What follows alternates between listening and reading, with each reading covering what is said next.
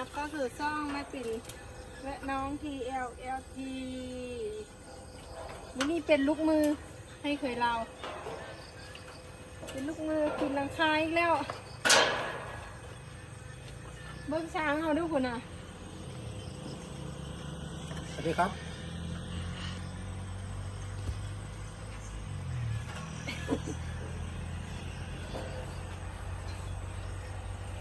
จับถึงโจงทึ่งนะดูวะดูหลังมันเคิงนะ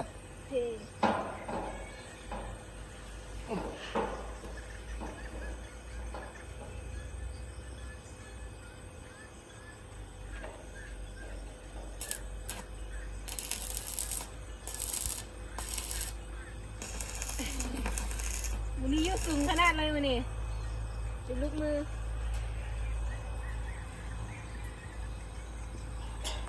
แต่กล้องเงาได้ไหม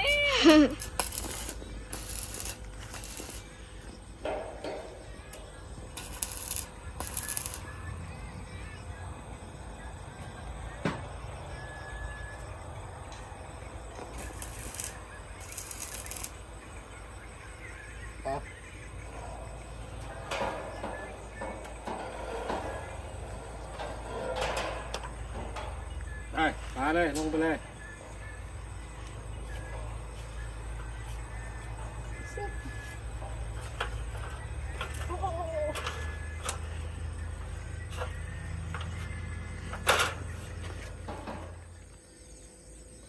คือบ่ไปบ่มาพี่น้องสิว่าเด้คือบ่แล้วจักเทื่อเฮ็ดผู้เดียวเนาะพี่น้องนี่ล่ะเฮ็ดผู้เดียวคอยไล่คอยเสื่อมไปอากาศมันร้อนแน่ยามเย็นบางเทื่อก็เฮ็ดบ่ได้มื้อใดร้อนแฮงก็บ่ได้เฮ็ดมาเฮ็ดกะตอนกลางคืนได้ป่ะนี่ช่วงแรงไปหากลางคืนเสื่อมผู้เดียวเฮ็ดผู้เดียวมันก็ช้าแน่กำลังไล่เสื่อม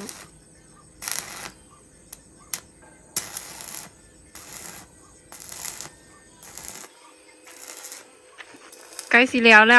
เหลือแต่มุงไล่เสื่อมเบิดแล้วผู้เดียวงับตากแดดอยู่นี่แหละแดดแห้งคักมึงใดก็ได้บรรยากาศตะเวนตกดินโคกนองนาของเฮาแห้งเหี่ยวจากน้อยช่วงนี้อากาศมันร้อนแห้งน้ำสระเฮานี่เด้คุณปลามันคุยขี้ดินบ้านหลังน้อยๆน้องที่เอลทีนางเล่นญี่ปุ่นบรรยากาศตะเวนตกดินแล้วนี่เด้พี่น้องตะเวนตกดินแล้วอากาศยามกลางคืนกับยามสายนี่ตั้งกันคักเบื้องยาก็จนมาแห้งเหี่ยวเหลืองมืดสองไอ้น้องเบื้องกระตุนอยู่บนต้นทุเรียนได้กินมากไงบ่เนาะต้นทุเรียนเอาที่ใหญ่พุ่นล่ะจังสิได้กินมากต้นดอกแคนาเราก็ได้เก็บกินแล้วปลูกไว้อยู่พุ่นนี่ต้นนั้นแล้วก็ต้นหนึ่งอยู่นี่ต้นหนึ่งอยู่นี่ได้กินแล้วอาหารตามฤดูตอนนี้เริ่มทยอยได้กินแล้วออกมากออกผลให้ได้กินแล้วอยู่โคกหนองนาของเฮาโอ้ยางปันยุพื้นได้แล้วนี่ ยางปันยุพื้นจนยางคล้องพี่น้องตั้งแต่อันแรกๆเลยนะเฮ็ดอันแทงน้ำนะเฮ็ดเองแรกๆแล้วก็มาเฮ็ดเฮือนหลังนี่กะหลังนี่มาเฮ็ดลงจอดรถนี่เฮ็ดห้องน้ำพุ่นยางขึ้นยางลงอยู่ในจนถนัด ปันยางอยู่พื้นไตยืสูงกับปันยางอยู่พื้นเอารถตัดเล็กเองเสื่อมเองตัดเล็กเองเสื่อมเองเฮ็ดผู้เดียวไล่เสื่อมไปเรื่อยๆ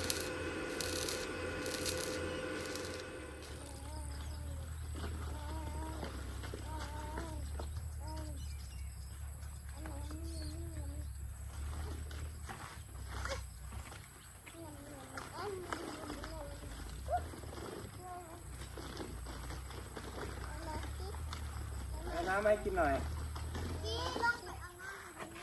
เอาน้ำมาเย็นนะอีลาไปเอาที่ไรอีลาน่ะ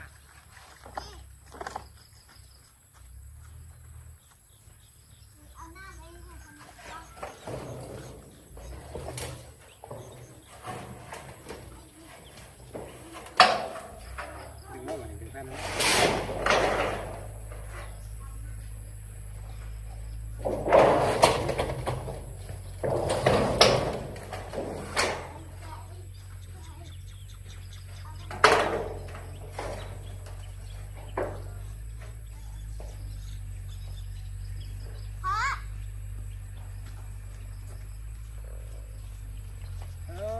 พนักงานเสิร์ฟหน้าอย่ามาใกล้เด้อโอ้พนักงานเสิร์ฟหน้ามาเฮ้ยอะไรเสียวขึ้นมาไอ้บ้านี่เฮ้ย เงิน เฮ้ยไหนโอ้ จะพอ พี่มานี่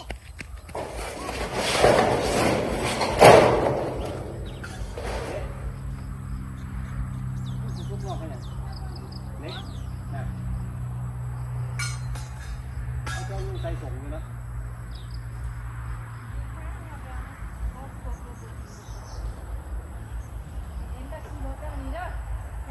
ดึงรถให้อะไรขี้ให้กับตั้มได้ไปเดียวไปมีเสือตั้งรอเด้อ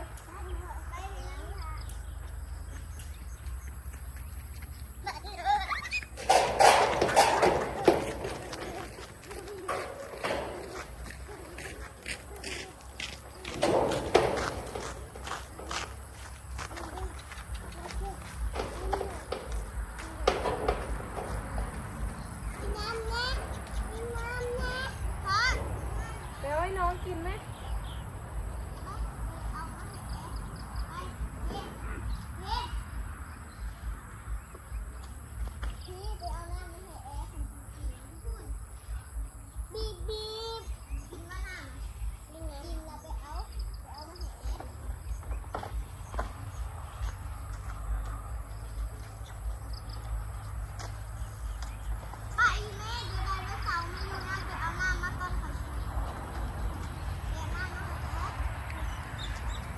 อย่าไปดึงได้พอนี้หายนะ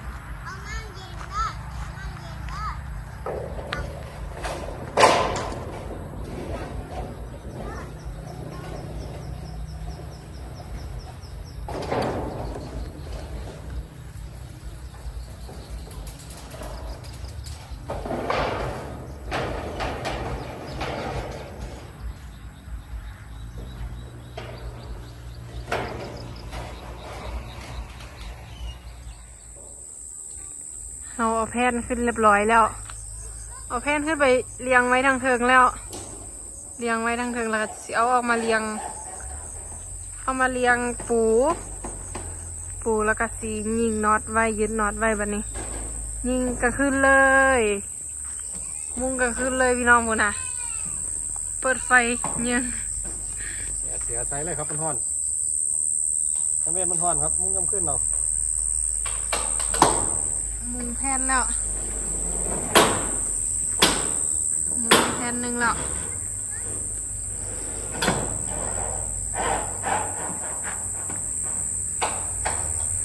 เปิดไฟใส่เลยเอาแผ่นขึ้นได้ทางเทิงแล้วก็สีหงายแน่แล้วบัดนี้เดี๋ยวจะจับมาปูแล้วก็เบิ้งให้มันซ้ำกันยิงน็อตบัดนี้กำลังไล่ยิงน็อตอยู่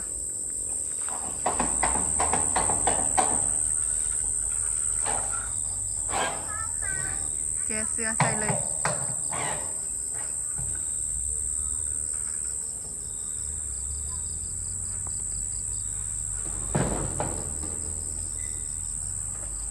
ทางพุ้นไทยหน้าพุ่นนะ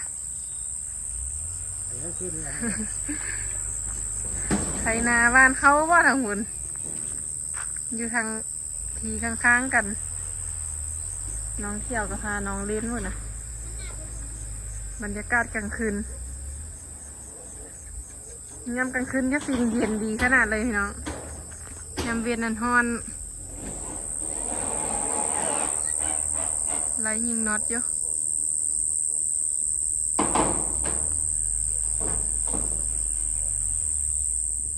เฮ็ดหยังหือเอาที่เฮ็ดหยังบ่ฮู้เด้อเห็นขี้ตมแล้วฮู้นี่เด้อถึกตีเปียเด้อพายุมาอีกแล้วห้องหนองนาพุ่นน่ะมืดตึ๊บฝนตกหากะไปเมื่อกี้นี่หาไงหันหน้ามาเบิ่งดูใส่เกียงอีหยังอะน่ะบ่รู้ตัวอีหยังออกหันน่ะเด้ตัวอีหยังออกไตนั่นน่ะตัวหยังฮะนี่แม่นี่แม่ตัวหยังอะน่ะนี่ตัวหยังน่ะตัวหยัง ตัวหยังฮะกางเกงเกิดบ่ทำเดี๋ยวทีกางเกงน้อยบ่เอาทีเดี๋ยวทีเอ้ยเบิ่งแม่ตัวหยังออกข้างหลังจะออกข้างหลังข้างหน้าน่ะตัวหยังออกหันน่ะหันหน้ามาเบิ่งดูนั่นแม่ตัวหยังอะน่ะตัวหยังอยู่ไหน อยู่น้อยไปกางเกงมันน้อยบ่กางเกงมันน้อยบ่ใส่ตัวยังออกคันน่ะบุลุกเงาขาผู้เบาเนี่ยตันอุปุอยู่วันนี้พี่ตัวยังอันน่ะตัวยังลูกหืมตัวยังโนหมูยืนโนหลังลงไปเห็นยังบ่เล่นนะแม่ตีแล้วมือนี้กันยาวกันต่อพี่น้องเมื่อคืนนี้มุงได้กับเบิดแล้วยังเหลืออยู่3 แผ่น3-4 แผ่นกันแล้วพอดีตอนกลางเวียนมันฮ้อนถ้ามันนั่นแดดเบิดจังน้อยจังสิเฮ็ดว่าซั่นหันพายุมาก่อนใครอยู่บ่เอาไปพร้อมเริ่มไล่ยิงแล้วพายุกะมาดีโคงหนองนามายามใดว่าได้มาคอยได้พี่น้องนะต้นใหม่อันนี้มันเริ่มไปแล้ว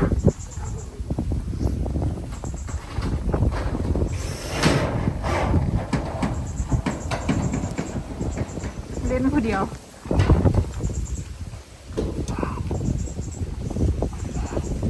เซไหลมา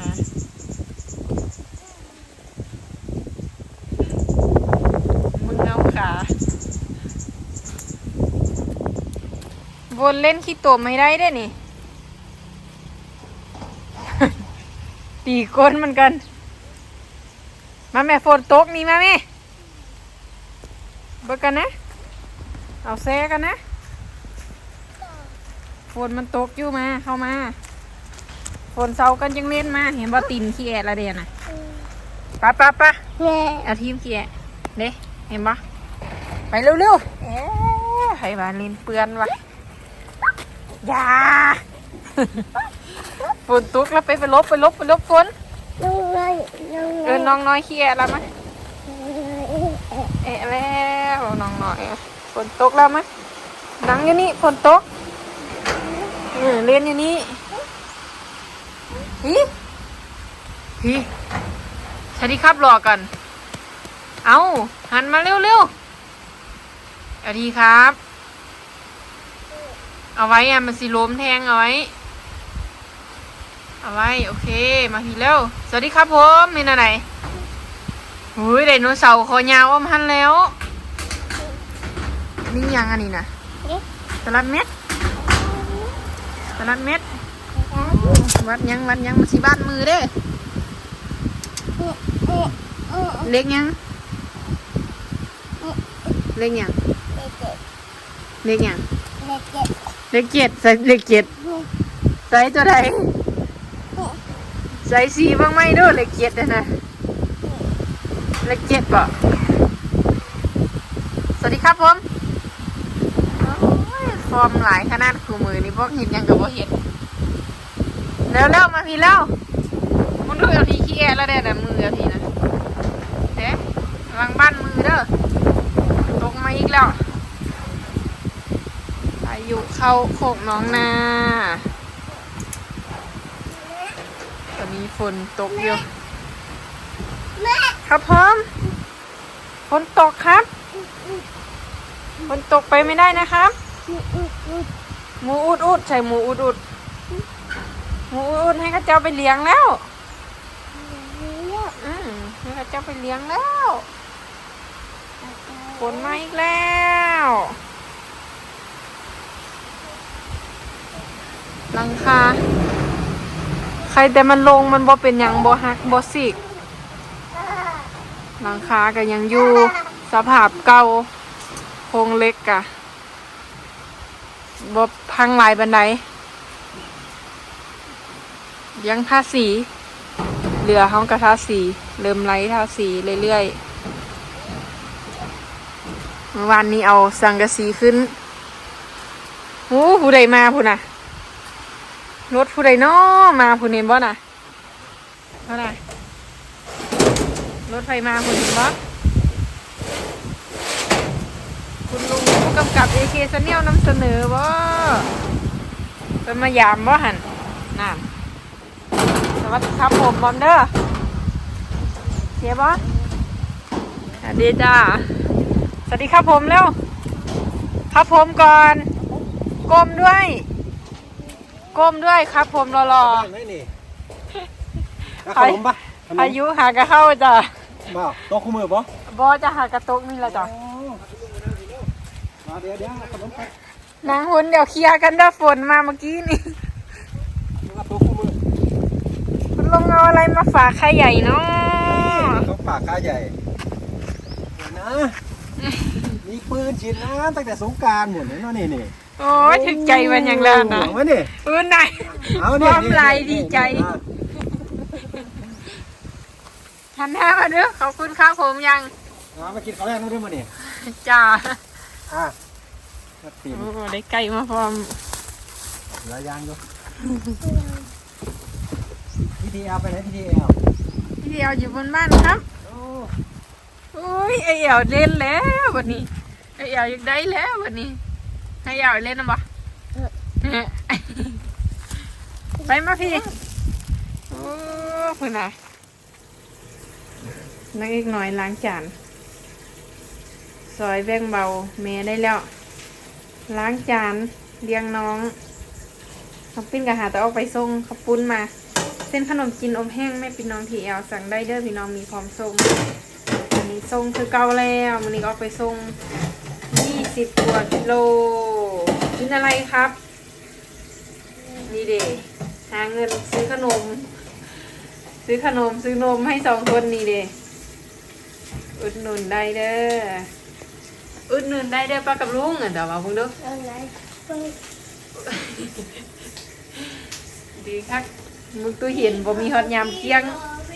ยามใดกระเปิดยามใดกระจับนี่ทันละตู้เย็นค่ะไง